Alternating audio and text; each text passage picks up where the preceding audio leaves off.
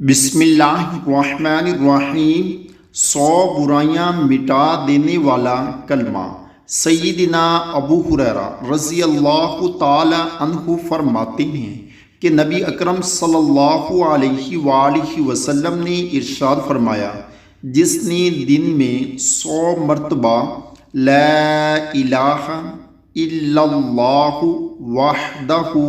لا شریک لہ لہ الملک ولہ الحمد